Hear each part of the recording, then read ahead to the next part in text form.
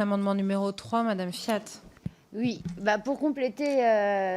les arguments de mon collègue Bernalicis, effectivement, l'aller vers aller chercher les 40% de non-vaccinés qui sont très éloignés du soin,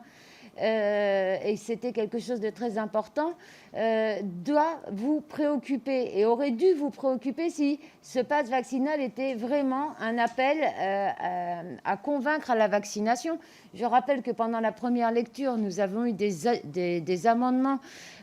pour laisser les soignants non vaccinés reprendre le travail ou permettre aux non-vaccinés d'accéder aux établissements de santé. Qui de mieux que les collègues des soignants vaccinés ou qui de mieux que les soignants pour recevoir les patients non vaccinés pour les convaincre? Je vous rappelle que vous avez rejeté ces amendements qui permettaient à ces personnes d'accéder aux soins, aux soignants, plutôt que de les laisser dans un coin, d'accéder de nouveau aux informations, de pouvoir être convaincus par leurs collègues, parce que personne ne pourra me retirer que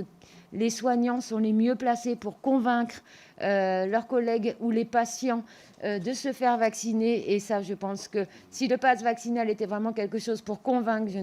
il est incompréhensible que vous ayez rejeté ces amendements. Et